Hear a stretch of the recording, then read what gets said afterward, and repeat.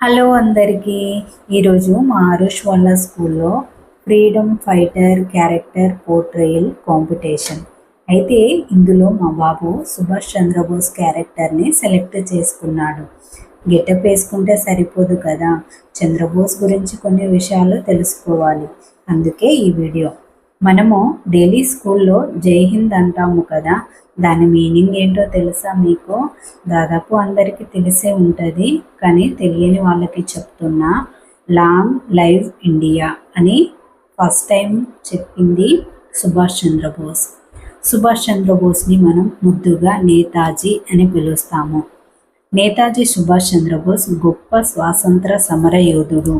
గాంధీజీ అహింసవాదంతోనే స్వరాజ్యం సాధించవచ్చునని నమ్మి పోరాటం సాగిస్తుంటే, సుభాష్ చంద్రబోస్ మాత్రం సాయుధ పోరాటం ద్వారానే ఆంగ్లేయులను దేశం నుంచి తరిమి కొట్టవచ్చునని నమ్మి ఆచరణలో పెట్టిన మహానీయుడు.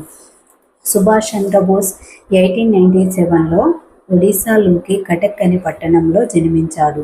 1920 సంవత్సరంలో సుభాష్ చంద్రబోస్ భారతీయ సివిల్ సర్వీస్ పరీక్షలో 4వ ర్యాంకు సాధించాడు.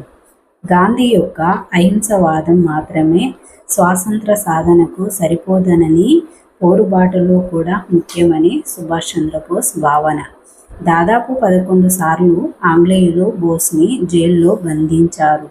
1939లో రెండవ ప్రపంచ యుద్ధం మొదలైంది.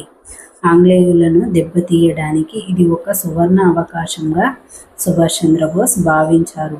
యుద్ధం ప్రారంభం కాగానే అతను ఆంగ్లేయులపై పోరాడేందుకు కూటమి ఏర్పాటు చేసే ఉద్దేశంతో రష్యా, జర్మనీ మరియు జపాను దేశాలలో పర్యటించాడు. జపాను సహాయంతో భారత జాతీయ సైన్యాన్ని ఏర్పాటు చేశారు. కానీ 18 ఆగస్టు 1945 తైవాన్లో జరిగిన విమాన ప్రమాదంలో సుభాష్ చంద్రబోస్ చనిపోయాడని బ్రిటిష్ వాళ్ళు హిందుస్థాన్ స్టాండర్డ్ అనే పేపర్లో వేపించారు.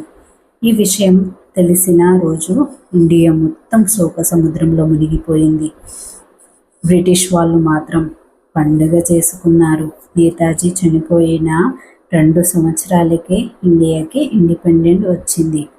మీకు, మీ కుటుంబ సభ్యులందరికీ 78th ఇండిపెండెంట్ డే శుభాకాంక్షలు.